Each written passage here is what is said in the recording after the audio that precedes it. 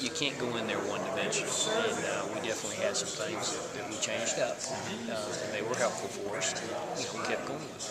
And just talked about Chris and his confidence. It's just a confidence deal with him. What would we, if you could bottle it, I know you'd sell it, but how do you turn that around for him? I think he's got to go experience that. Right. As a quarterback, you got to have a short memory. Your next play is your most important play, and you can't get down.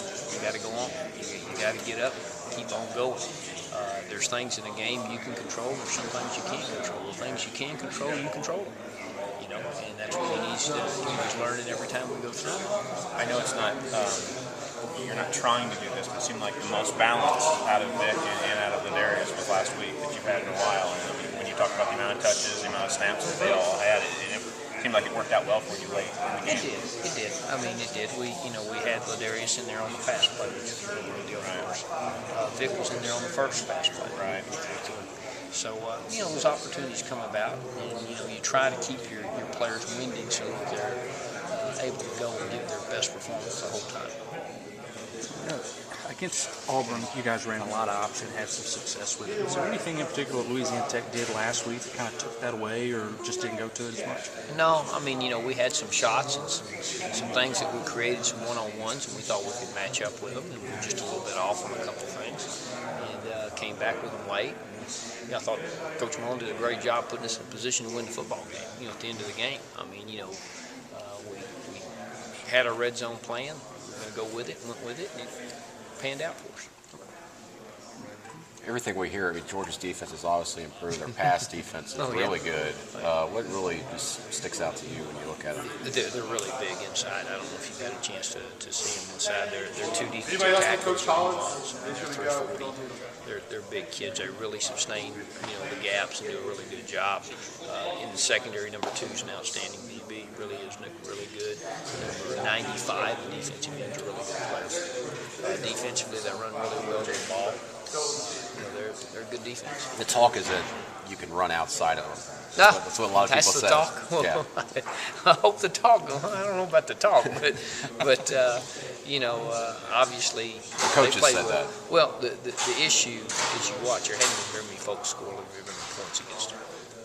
They've been giving some points up on the other side of the ball. But we've got our work cut out. We just need to get better. Well, what do you tell Chris? He's had a lot of throws that just been so close, and then he comes back and hits that one in overtime. So do you tell him anything to try to put those bad ones behind him? Well, again, like Coach talked about earlier, the most important play is the next play. He's got to forget about that. He can't let that bother him. In a quarterback position, there's going to be good plays, there's going to be bad plays. You've got to be the even kill guy. You've got to be the guy that's consistent. And we work on that consistency all the time. Working with the receivers one-on-one, doing everything. So, it's important to us. Is that one of those things where he hits one of those deep passes he threw earlier in the game that maybe it's completely different? Oh, I think so. I think the whole makeup of the game is different, But we didn't pull back. We kept giving him the opportunity to get the ball out there. And at times it was there.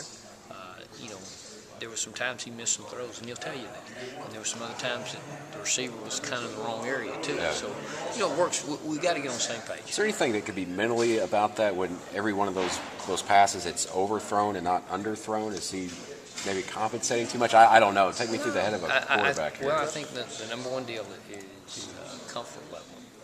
When you have a comfort level, throwing to wide receivers, and we've been throwing since the summer, since we stopped in the spring, and you got to keep that comfort level going all through fall and everything. And I think it's important. Timing's important.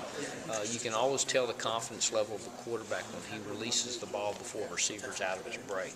It kind of gives you the idea where he's at, and I think those are important issues.